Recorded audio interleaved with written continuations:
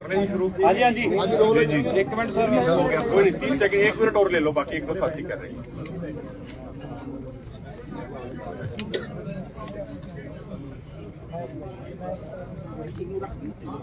चलना है नीचे सुना है जितना मर्जी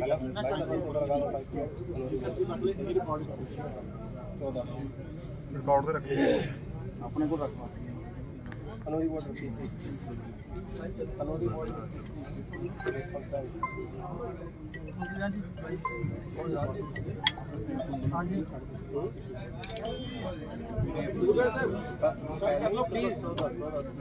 चलिए करें सर। हाँ जी रेडी। सबसे पहले प्रेस के सभी साथियों का बहुत बहुत सत्कार है, धन्यवाद है, सम्मान है कि आप देश और दुनिया के कोने कोने में दोनों मोर्चों की आवाज और विशेष तौर पे सरदार जगजीत सिंह डल्लेवाल जी के संघर्ष को पहुंचा रहे हैं। उसके लिए हम आपका हाथ जोड़ के बहुत बहुत धन्यवाद करते हैं। आज उनके आमरण अनशन का 25वां दिन है।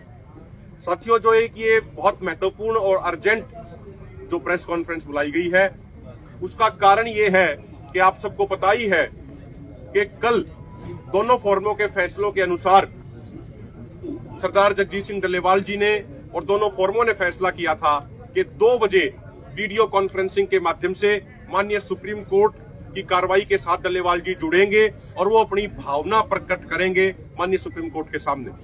लेकिन 1 बजे जिस तरीके से जगजीत सिंह डल्लेवाल जी अचानक से बेहोश हो गए थे और उनको उल्टियां आने लग गई थी और स्थिति बहुत गंभीर हो गई थी, लगभग 10 से 12 मिनट तक वो बेहोश रहे और उनके हाथ पैर भी रिस्पॉन्स देना बंद कर रहे थे।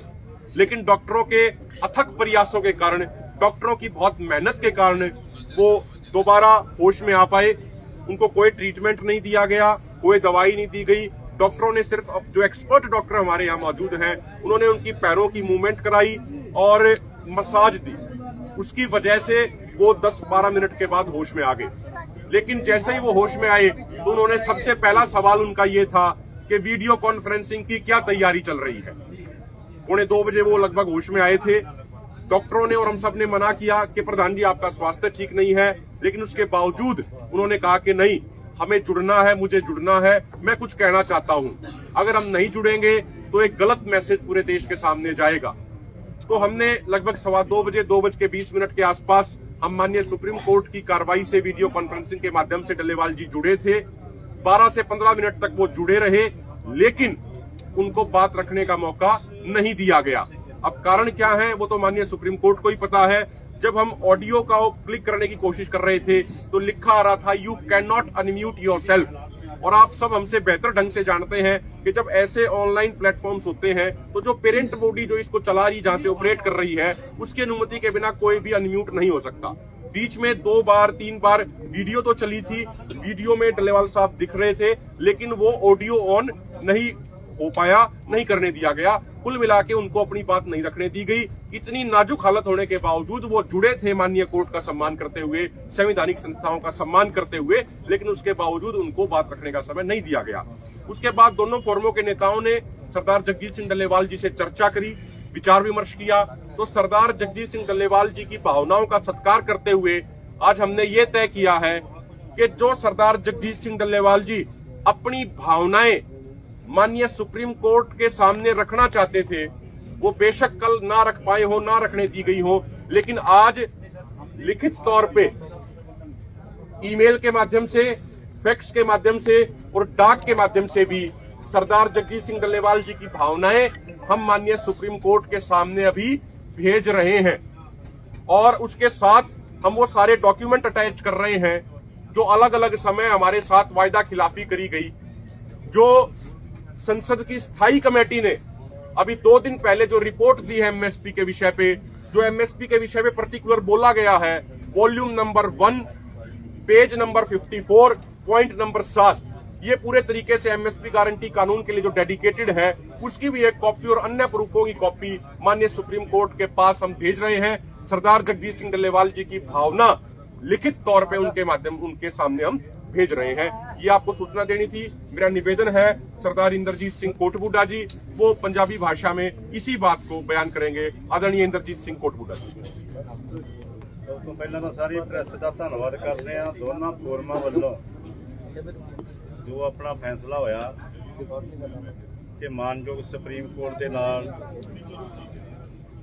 ਆਨਲਾਈਨ ਰਾਹੀਂ ਵੀਡੀਓ ਰਾਹੀਂ ਜਿਹੜੀ ਗੱਲਬਾਤ ਰੱਖੀ ਜਾ ਸਕੇ।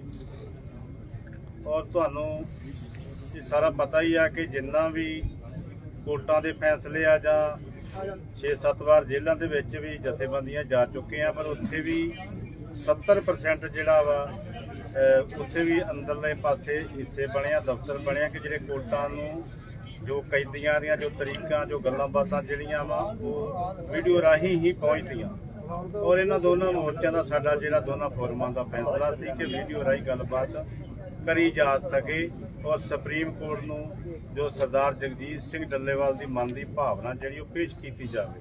ਔਰ ਉਹਦੇ ਤੇ ਕੱਲ ਜੋ ਇੱਥੇ ਭਾਣਾ ਵਾਪਰਿਆ ਕਿ ਸਰਦਾਰ ਜਗਜੀਤ ਸਿੰਘ ਡੱਲੇਵਾਲ ਕਾਫੀ ਸਿਹਤ ਵਿਗੜ ਚੁੱਕੀ, ਬੇਹੋਸ਼ ਹੋ ਚੁੱਕੇ, ਪਰ ਬੇਹੋਸ਼ ਹੋਣ ਤੋਂ ਬਾਅਦ ਜਦੋਂ ਉਹ ਆਪਣੀ ਸੁਰਤ ਦੇ ਵਿੱਚ ਆਏ ਤੇ ਉਹਨਾਂ ਇਹੀ ਬਿਆਨ ਕੀਤਾ ਕਿ ਮਾਨਯੋਗ ਸੁਪਰੀਮ ਕੋਰਟ ਦੇ ਨਾਲ ਜੋ ਆਨਲਾਈਨ ਤੇ ਗੱਲਬਾਤ ਚੱਲਣੀ ਸੀ ਉਹਦਾ ਕੀ ਤਿਆਰੀ ਕਰ ਲਈ ਜਾਂ ਨਹੀਂ। ਔਰ ਉਹਦੇ ਤੇ ਕਾਫੀ ਸਾਥੀਆਂ ਨੇ ਮਿਹਨਤ ਕੀਤੀ ਔਰ ਸੁਪਰੀਮ ਕੋਰਟ ਦਾ ਜਦੋਂ ਅੱਗੋਂ ਜਿਹੜੀ ਉਹ ਸਕਰੀਨ ਸੀ ਉਹ ਗੱਲਬਾਤ ਵਾਸਤੇ ਨਹੀਂ ਸੀ ਸਾਹਮਣੇ ਸ਼ੋ ਹੋ ਰਹੀ ਕਿ ਗੱਲਬਾਤ ਨਹੀਂ ਰੱਖੀ ਜਾ ਸਕਦੀ। ਔਰ ਜਿਹਦੇ ਵਿੱਚ ਸਰਦਾਰ ਜਗਜੀਤ ਸਿੰਘ ਦੀਆਂ ਜੋ ਭਾਵਨਾ ਸੀ ਉਸ ਸੁਪਰੀਮ ਕੋਰਟ ਨੇ ਜਿਹੜਾ ਉਹ ਸਕਰੀਨ ਰਾਹੀਂ ਪਤਾ ਨਹੀਂ ਕਿਹੜੀ ਗੱਲੋਂ ਨਹੀਂ ਸੁਣਨਾ ਚਾਹਿਆ। ਔਰ ਅੱਜ ਤੁਹਾਡੇ ਮਾਧਿਅਮ ਰਾਹੀਂ ਇਹ ਜੋ ਡੱਲੇਵਾਲ ਸਾਹਿਬ ਦੀ ਲਿਖਤੀ ਭਾਵਨਾ ਜਿਹੜੀ ਆ ਉਹ ਸਾਹਮਣੇ ਪੇਸ਼ ਕਰ ਦਿੱਤੀ ਗਈ ਆ। ਔਰ ਇਹ ਜਿਹੜੀ ਲਿਖਤੀ ਭਾਵਨਾ ਜਿਹੜੀ ਆ ਉਹ ਮਾਨਯੋਗ ਸੁਪਰੀਮ ਕੋਰਟ ਨੂੰ ਜਿੱਦਾਂ ਸਾਥੀਆਂ ਦੀ ਜ਼ਿੰਮੇਵਾਰੀ ਲੱਗੀ ਆ ਉਹ ਫਿਕਸਰ ਰਾਹੀਂ ਜਾਂ ਜਿੱਦਾਂ ਵੀ ਉਹ ਪਹੁੰਚਾਉਣਗੇ ਉਹ ਪਹੁੰਚਦੀ ਕਰ ਦੇਣਗੇ। ਔਰ ਅੱਗੇ ਉਹ ਸੁਪਰੀਮ ਕੋਰਟ ਕੀ ਇਹਦੇ ਤੇ ਚਿੰਤਾ ਗੰਭੀਰ ਵਿਸ਼ੇ ਦੇ ਵਿੱਚ ਕੀ ਗੱਲਬਾਤ ਕਰਦਾ। ਅਸੀਂ ਤਾਂ ਸੁਪਰੀਮ ਕੋਰਟ ਮਾਨਯੋਗ ਕੋਰਟ ਨੂੰ ਇਹ ਬੇਨਤੀ ਕਰਦੇ ਹਾਂ ਕਿ ਜੇ ਤੁਸੀਂ ਏਡੀ ਚਿੰਤਾ ਦੇ ਵਿੱਚ ਹੋ ਤੇ ਫਿਰ ਤੁਹਾਡਾ ਮਾਨਯੋਗ ਜੋ ਸੈਂਟਰ ਸਰਕਾਰ ਆ ਨਰਿੰਦਰ ਮੋਦੀ ਆ ਔਰ ਉਹਨੂੰ ਵੀ ਵੱਡੇ ਪੱਧਰ ਤੇ ਗੰਭੀਰਤਾ ਦੇ ਵਿੱਚ ਲਿਆਉਣਾ ਚਾਹੀਦਾ। ਜਿਵੇਂ ਤੁਹਾਡੇ ਮਾਧਿਅਮ ਰਾਹੀਂ ਇੱਕ ਖੂਨ ਦੇ ਅੰਗੂਠੇ ਦੇ ਦਸਤਖਤ ਕਰਕੇ ਵੀ ਨਰਿੰਦਰ ਮੋਦੀ ਮਾਨਯੋਗ ਸੈਂਟਰ ਸਰਕਾਰ ਨੂੰ ਭੇਜੇ, ਚੀਫ ਜਸਟਿਸ ਨੂੰ ਭੇਜੇ ਔਰ ਰਾਸ਼ਟਰਪਤੀ ਨੂੰ ਭੇਜੇ ਕਿ ਇਹ ਗੰਭੀਰਤਾ ਦੇ ਵਿੱਚ ਹੋਣ।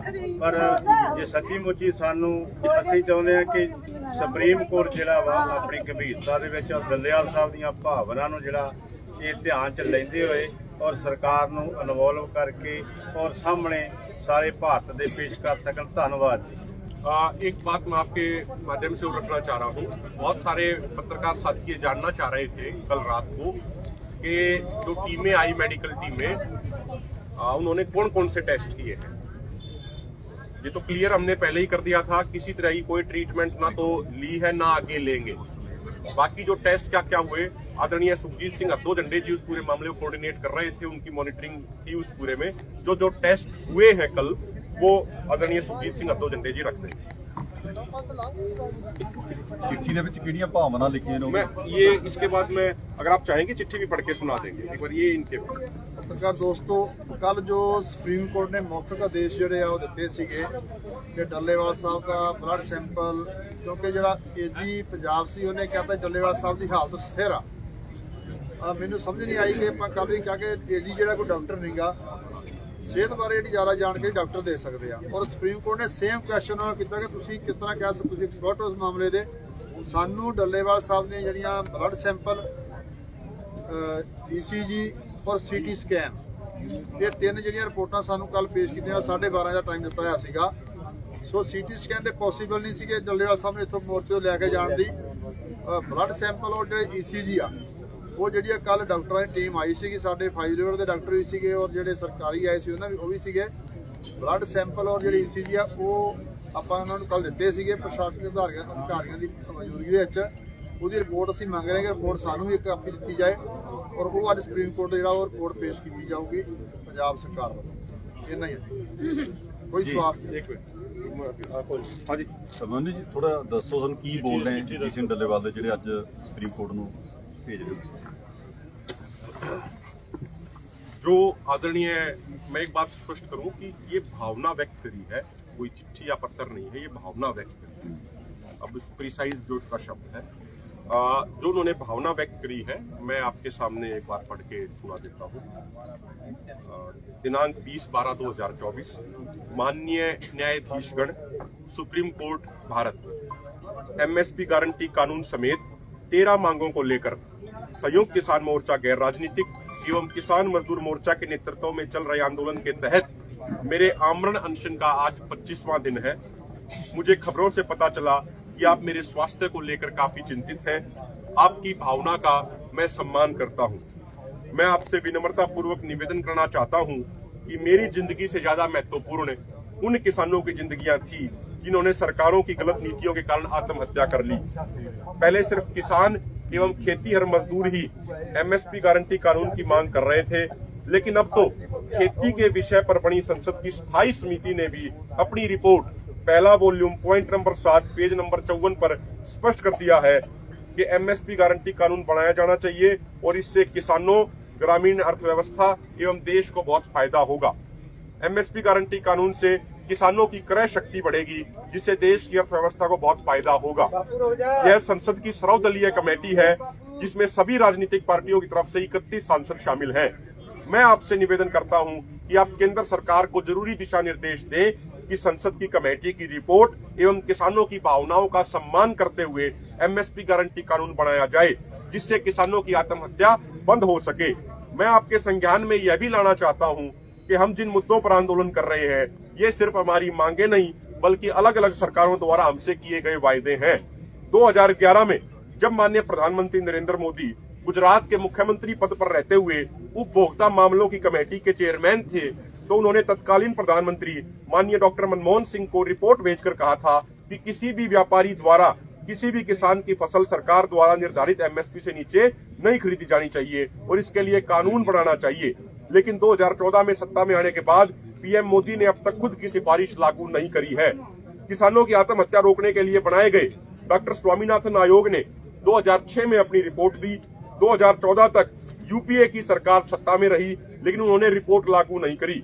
2014 के लोकसभा चुनाव प्रचार के दौरान माननीय नरेंद्र मोदी ने वायदा किया था कि वे प्रधानमंत्री बने तो स्वामीनाथन आयोग के C2+50% फार्मूले के अनुसार फसलों का एमएसपी तय करेंगे। 2014 में सत्ता में आने के बाद 2015 में सुप्रीम कोर्ट में सुनवाई के दौरान केंद्र सरकार ने हलफनामा देकर कहा कि वे स्वामीनाथन आयोग की रिपोर्ट लागू नहीं कर सकते हैं। 2018 में चीमा मंडी में 35 दिन धरना देने के बाद में माननीय अन्ना हजारे एवं माननीय जगजीत सिंह डल्लेवाल ने दिल्ली के रामलीला मैदान में आमरण अनशन किया था। उस समय तत्कालीन कृषि मंत्री माननीय राधा मोहन सिंह एवं महाराष्ट्र के मुख्यमंत्री माननीय देवेंद्र फडणवीस ने प्रधानमंत्री कार्यालय की तरफ से माननीय डॉक्टर जितेंद्र सिंह द्वारा हस्ताक्षरित चिट्ठी आंदोलनकारी नेताओं को सौंपी थी, जिसमें साफ तौर पर लिखा था कि केंद्र सरकार 3 महीने में स्वामीनाथन आयोग के C2+50% फार्मूले को लागू करेगी। लेकिन 6 साल बीत जाने के बावजूद आज तक उसे लागू नहीं किया गया। 2020-21 में 378 दिनों तक चले आंदोलन को स्थगित करते समय 9 दिसंबर 2021 को एक चिट्ठी कृषि मंत्रालय द्वारा हमें सौंपी गई थी, जिसमें हर किसान के लिए एमएसपी सुनिश्चित करने, खेती कार्यों को प्रदूषण कानून से बाहर निकालने, लखीमपुर खीरी के घायलों को उचित मुआवजा देने, बिजली बिल को संसद में पेश करने से पहले किसानों से चर्चा करने एवं आंदोलनकारी किसानों पर आंदोलन संबंधित मुकदमे वापस लेने समेत कई लिखित वायदे किए गए थे, जो आज तक अधूरे हैं। माननीय सर्वोच्च न्यायालय के समक्ष हमारा विनम्र निवेदन, हम आपसे विनम्रता पूर्वक अनुरोध करते हैं कि आप केंद्र सरकार को जरूरी दिशा निर्देश देने की कृपा करें कि केंद्र सरकार कृषि पर संसद की स्थायी समिति की रिपोर्ट, किसानों की भावनाओं एवं अलग अलग सरकारों द्वारा किसानों से किए गए वायदों का सम्मान करते हुए एमएसपी गारंटी कानून समेत किसानों की सभी मांगों को जल्द से जल्द पूरा करें। यहाँ पे सह धन्यवाद सरदार जगजीत सिंह डल्लेवाल जी के हस्ताक्षर हैं, संयुक्त किसान मोर्चा गैर राजनीतिक एवं किसान मजदूर को। ये पीडीएफ कॉपी अभी आपके पास हम जल्द से जल्द भेज देंगे। आप सबका बहुत बहुत धन्यवाद, बहुत बहुत शुक्रिया। एक संसद में आज प्रोटेस्ट हो चुका है आमरण अनशन को लेकर। कुछ सांसद जो हैं वो हाथ में पोस्टर लेकर जगजीत सिंह डल्लेवाल की फोटो साथ में लगा के वहाँ प्रोटेस्ट कर रहे हैं इस आंदोलन के समर्थन में। किस तरह देखिए, स्वागत योग्य कदम है। जो मेंबर ऑफ पार्लियामेंट है, चाहे वो किसी भी पार्टी के हों, वो चुने हुए प्रतिनिधि हैं। उनकी जिम्मेदारी बनती है कि जिन लोगों ने उनको चुना है उन लोगों के मुद्दे को वो उठाएं।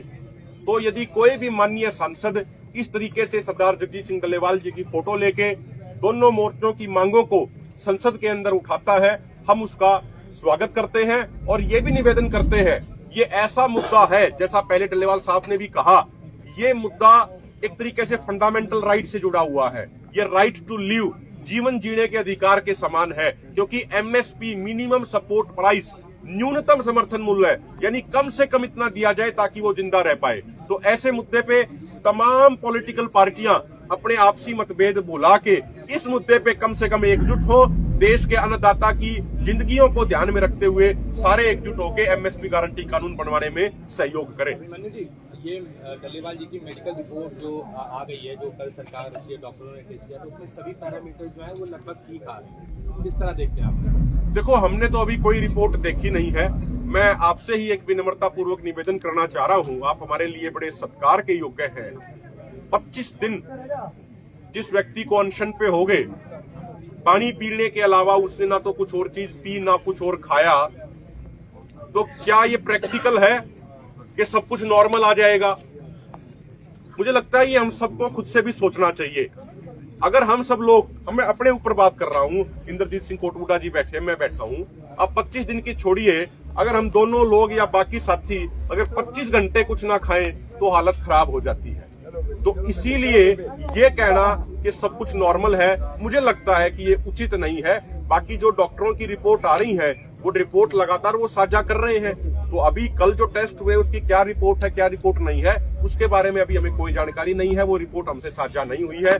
लेकिन जिस तरीके की स्थिति हमारी आंखों के सामने है, हम कोई डॉक्टर नहीं, हम कोई एक्सपर्ट नहीं है, लेकिन जिस तरीके की स्थिति हम अपनी आंखों के सामने देख रहे हैं, और जो हमारी डॉक्टर 5 रिवर एसोसिएशन वाली भी टीम है, वो जो रिपोर्ट लगातार हमसे साझा कर रही है, वो बहुत चिंताजनक है। बाकी चीजें इसमें जो डॉक्टर साहब होंगे शाम को 4 बजे पीसी में ही क्लियर करेंगे। बहुत बहुत शुक्रिया सारे साथी, आप सबको पता भी है, पीछे ट्रॉली है, भाना भाई हैं सिद्धू